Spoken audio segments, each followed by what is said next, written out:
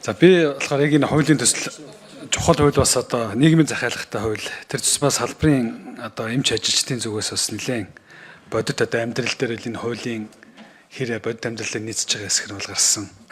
За энэтэй холбоотойгоор одоо бас эмнэлгийн ажилчид мэрэгчлэнүүдийн зүгээс одоо ялангуяа самсаргүй бөгөөд санаандгүй алдаа одоо шийдэхгүй байх гэдэг юм зарчим байдаг. Энэ бол одоо энэ хуульд хэр зэрэг туссан бэ?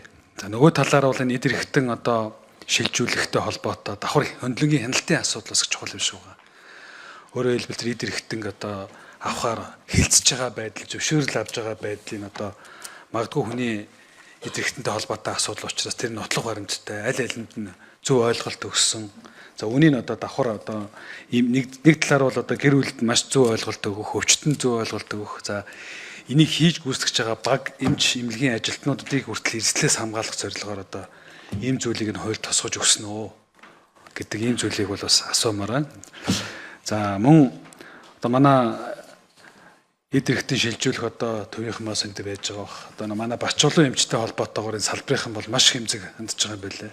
Мэдээж энэ хүний амь насыг аварна гэдэг бол эрсдэл маш богино хугацаанд амьгуу донороос одоо амьд хүнд одоо эрхтэн шилжүүлэх нь өөрөө маш их цаг хугацаатай уралдсан эрсдэлтэй юм шийдвэр. Тийм учраас магадгүй төлөвлөгөөт одоо энэ хагалгаа юунд ихэд бус эд эрхтэн гэмтэх ийм одоо эрсдэл гарсан тохиолдолд даатгалын асуудлууд, мэрэгжлийн хариуцлагын асуудлуудыг хүртэл хамгаалж өгөхгүй бол яг ийм одоо мэс засал хийх, хүний амь насыг амрахын төлөө өөрийгөө эрүү болон бусад одоо эрсдэл рүү түлхэх ийм мэрэгчлэлтэн олдохгүй болчих үедээ гэдэг дээр бол одоо энэ салбарынхан маань маш хэмжиг хандж байгаа юм байлээ. Тийм учраас бол энэ тал дээр бол одоо хэрхэн яаж эрсдлээс хамгаалах талаар тусгаж өгсөн бэ гэдгийг бол асуумаар байна. За тэгээ бусад хуулийн төслүүд дээр харж байхад яг тэр нийгмийн даатгал маатгалыг бол тэр засгийн газрын тусгай сангаас тэр нөхөн олгорын асуудал бас нэлээд хүчтэй хэрэгцсэн те. Бүгдөөтэй эд эрхтнээ өгөөд тахт нэг оршуулгын зардлыг даатгал төлөөгүйгээд өгөхгүй байна гэдэг нь бол бид эдийн хуулийн цоорхооны асуудал байсан. Энийг бол тэр засгийн газрын тусгай сангаас нь олох нь зүйтэй авах гэдэг тал дээр бол би бол энэнийг бол дэмжиж байна. За нөгөө талаар тодруулан асуухад энэ хууль гарснараа одоогийн эд эрхтэн хүлээгээд байж байгаа хичнээн хүний амь насыг одоо аврах боломж олцоо байгаа вэ? Яг бодит одоо энэ үр дүнг та бүгд маань юу гэж төсөөлж энэ хуулийг бичсэн бэ? Мэргэжлүүдийн хувьд бас тодруулж асуумаар байна. Эд эрхтэн авч чадахгүйгээр нас барж байгаа хүмүүс маань яг ямар хуулийн заалтаас болоод одоо тэр асуудлууд нь хамгийн их одоо нөлөөлдөг вэ гэдэг зүйлийг бас би асуумаар байна. Тэгэхээр энэ хуулийн дээр яг тэр зүйлүүд яг яаж туссан бэ?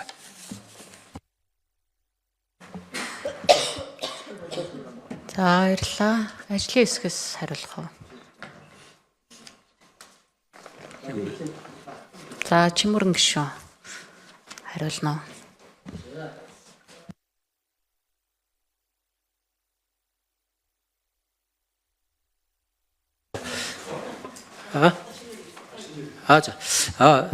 Эрдэнэт гишүүний хэлж байгаа бас үнэн шүү. Энэ нийгмийн захиалгатай хуулийн төсөлдөө ер нь энэ анагаах ухааны технологийн хөгжлийн бас тодорхойлоход бид энэ хууль эрх зүйн орчин сайжирснараа ямар том дэвшил гардгийг бид бол олон жишээнүүдийг ярьж болно. Жишээлбэл одоо 2018 онд баха хуулийн том өөрчлөлийн донорын хууль нэмэлт өөрчлөлт ороод бид эрхтэн шилжин суулгах агентлагтай болсноороо амьгуу донороос эрхтэн шилжүүлэн суулгах үйл ажиллагаа асар ичтэй сайн хөгжиж эхэлсэн. Дээрээс нь эрхтэн шилжүүлэн суулгах чадамжтай эмнэлгүүдийн хөгжлийг тодорхойлох, тэдгээрт одоо дэмжлэг болох том дэмжлэгүүд эрүүл мэндийн даатгалын сангаас даадаг усантай холбоотой том урагшилт болсон. Зүгээр одоо нийгэмд үүссэн буруу ойлголтоос болоод одоо өнгөрсөн 5 сараас хойш өнөөдрийг хүртэл бүтэн жилийн хугацаанд бид одоо амьгуу донорын ар гэртээ ямар нэгэн хилцээр хийж чадахгүй, амьгуу донорын ар гэрээс эрхтэн авч чадахгүй ийм байдалтай болцсон. Энэ хууль одоо ямар их хэрэгтэй байгаа юм бэ гэдгийг харуулж байгаа нэг том зүйл л дээ. Тэгэд энэ хуулийн дотор бол одоо бид чухал заалтууд бол орсон. Тэр бол одоо мэргэжлийн ёс зүйн хороо ажиллана гэдэг. Мэргэжлийн ёс зүйн хороо ажилласнараа нэгт энэ салбарт ажиллаж байгаа эмч мэргэжлүүдийн одоо үйл ажиллагаа мэргэжлийн том хамгаалт болох эрх зүйн талаасаа ямар нэгэн одоо гэмт хэрэгт холбогдохоор сэргийлэх юм том заалталтай. Тэгээд энэ бас хэрэгжиж чадахгүй байгаа гэдгийг нэг жишээ нь бол одоо саяны тохиол болж байна. За дээрэс нь бид одоо энэ чадамжтай эмнэлэг гэж хэнийг хэлэх үү, түүнийг тодорхойлох, тэр эмнэлгийг чадамжийн одоо шалгадаг, чанарын шалгадаг, аль болохоор л одоо иргэдэд гарах эрсдлийг бууруулах энэ тогтолцоог бас хийж өгөх гэж байгаагаараа бас энэ нэгсэндээ эдис эртний шилжин суулгах агентлагийн үйл ажиллагааг илүү тийм тодорхой болгож өгч чиг үүргийг гаргаж өгч байгаагаар бол энэ их том дэвшил гарна гэж харж байгаа. За одоо таны тэр дурдсан хэлж байгаа зүйл бол бид энэ хуулийн дээр байхгүй ч гэсэн нөгөө одоо журам дээр хууль дагаж гарч байгаа журам дээр одоо нийгмийн даатгалын сангаас оршуулгын зардлыг өгнө гэдэг энэ нь ажил эрхэлдэггүй хүнд яах вэ гэдэг асуудлыг шийдэж чадаагүйтай холбоотой гарсан том асуудал л да. Тэгээ энэ шийдэж чадаагүй нь өөрөө том ноцтой болсон. За би бас одоо хууль хэрэгжилттэй холбоотой сая Дундгой даргын тавьсан тэр шүмжтэй бас би санал нэг байгаа. Тухайлх юм бол бид одоо амьгууд донорын ар гэр цалингийн доод хэмжээний 10%-тай тэнцэх, 10%-тай тэнцэх оршуулгын зардал авах гэдэг. Энийг харин хаанаас авах вэ гэдгээ ажлын хэсгээр бид илүү тодорхой ярьчвал энэ асуудал нэлээд тийм тодорхой болчих юм аа. Энэ алдаа давтагдахгүй болчих юм боломж гарна гэж харж байгаа. Тэгээд манай энэ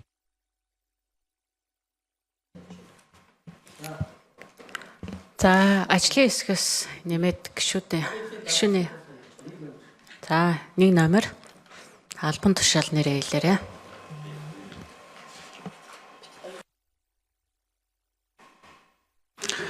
За эрүүл мэндийн хөгжлийн төвийн эргэтэн шилжүүлэн суулгах албаны дарга алтанлаг. За Эрдэнэбат гишүүний асуултанд хариулъя. За гэр бүлийн уулзалтыг бол яг амьгууд донорын одоо илэрлэхэд гэр бүлтэй яг манай албаны зүгээс уулзалт зохион байгуулад донор болох хүсэлтийг тавьдаг. За өнөөдрийн хүрээнд бол нэг 72 гэр бүлтэй уулзаад 35 гэр бүлээс зөвшөөрөл авсан байгаа. За энэ уулзалт бол мэдээж маш хүнд тийм цаг хугацаатай уралдсан. За тухайн гэр бүлийн хүнд хэцүү нөхцөл байдалтай үед ингээд уулздаг мэдээж эрсдэлтэй. За энэ дээр бол шинэ хуулийн төсөл дээр бол бид нар илүү ил тод баримт нотлохоогоор баталгаажуулсан байдлаар тусгасан байгаа. Тэгэхээр энэ маань бол дуу дүрсээр баталгаажуулж гэдэг юм уу те. За нэг бол яг дуу дүрсний одоо бичлэг хийх боломжтой энэ өрөөнд энэ гэр бүлийн уулзалтыг зохион байгуулснараа дараагийн одоо хүндрэл ямар нэгэн гомдол санал энэ төр гарах нь бол харьцангуй буурах юм болоо гэж харж байгаа. За ингэх юм бол гэр бүлийн уулзалт илүү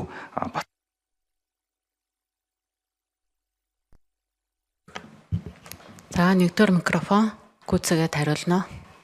За иймэрхүү байдалтай байгаа. За дараа нь эрсдэл гарсан тохиолдлын даатгал мэргэжлийн хариуцлагын асуудлууд бол яг энэ эрхтэн эдис шилжүүлэн суулгах тухай хуулиас гадна яг эрүүл мэндийн яам, эрүүл мэндийн сайдаас өргөн барих гэж байгаа энэ эмнэлгийн мэргэжлийн эрх зүйн байдлын тухай хууль дээр илүү наривчилж заасан байгаа. За хууль гарснаар одоо хүлээж байгаа нийт хэдчний хүмүүний амнаас аврах боломж өрдөж байна гэхээр бол яг өнөөдрийн байдлаар амьгууд донороос эртэн шилжүүлэн суулгуулах шаардлагатай иргэдийн хүлээгч жагсаалт манай албан дээр нэгтгэдэг. За энэ дээр бол одоо элэг бүр одоо ясны чүмэг шүрмэс шилжүүлэн суулгуулах шаардлагатай нийт 1044 гаруй иргэд хүлээгч жагсаалтанд байна. За харамсалтай нь бол жил дунджаар 5-аас 10 иргэд бол энэ хүлээгч жагсаалтанд хүлээж авах хугацаанд насварж байгаа юм харамсалтай тохиолдлууд байгаа. За энэ шинэ хуулийн төсөл энэ батлагдсанараа бид нар энэ амьгууд донороо илрүүлээд байгаа эрүүл мэндийн байгууллагыг илүү хариуцлагажуулж өгж байгаа. Нэгэсэндээ яг боломж донор гарах юм бол заавалчгүй манай албанд мэдээлээд бид нар тухайн гэр бүлтэй очиж уулзах юм. За нэмээд хариул. Гүйцэгээд хариулна. За нэг ийм өргөжүүлж өгч байгаа гэсэн үг. Тэгэхээр энэ амьгууд донороо илрүүлээд байгаа эрүүл мэндийн байгууллага нь хүссэн үсээгүй манай албан дээр заавалчгүй мэдэх ийм боломж бүрдэнэ. Энэ эцэстээ бол энэ амьгууд донорын эргэтэн шилжүүлэн суулгах эмчилгээний тоог нэмэгдүүлэхээр байгаа. За оршуулгын тэтгэмжийн асуудал дээр бол бид нар бага хэмжээний тооцооллыг гаргахад бол жилд дунджаар энэ 10 амьгуу буюу тархины хөлтэй донор гарахад бид нар энэчнээс хамгийн багадаа 30 хүнд амьдрал бэлгэлэх боломжтой. Тэгэхээр 10 хүнд бол энэ хөдөлмөрийн өсний доод хэмжээг 10 дахин нэмэгдүүлсэн хэмжээний энэ төсөв бол энэ улсын төсөвд бол төдийлөн юм хүндрэлж хэрэгэл болохгүй хаа гэж бодож байгаа. За баярлалаа. Өөр нэмж хариулах ажлын хэсгээс хариулах уу?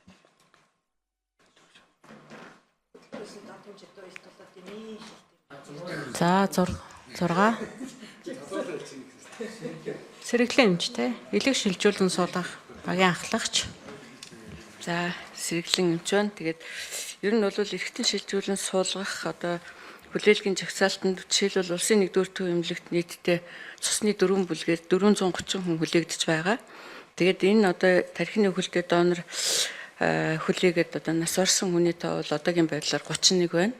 Тэгэхээр энэ бол тархины өхөлтэй донор хүлээж байгаа одоо яг энэ сүүлийн 1 жил дотор бол ер нь үндсэндээ нэг ч тархины өхөлтэй донор гараагүй учраас одоо энэ саяын одоо нөгөө үйл ажил явдалтай холбоотойгоор энэ цаашдаа ч гэсэн элэг бол ялангуяа диализын аппарат гэж байдаггүй. Ер нь бол ерөөсөө элэг шилжихээс шилжүүлэн суулгахаас өөр арга байдгүй учраас энэ нас баралт бол цаашдаа ч нэмэгдэх одоо юм хандлагатай байгаа. Тийм учраас одоо энэ доондын тухай хууль батлагдсан гарснаар ямар ч байсан ядахтаа донор эмнэлгүүд маань бас За гүцгээд хариулна. Тэгэхээр энэ донор эмнэлгүүд донорыг одоо донор эмнэлгүүд гэж бид нар ярьдаг. Энэ эмнэлгүүдийн маань тоо нэмэгдэнэ, өшөө одоо олдсон нэмэгдэнэ.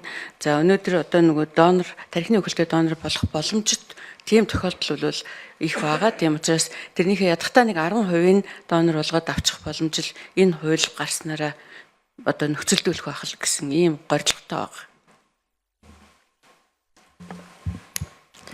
За баярлалаа. Өөрийн тоо нэмж хариулах уу? За 8 дугаар микрофон. Бодлого судлалын үндэсний төв Үнэнбат.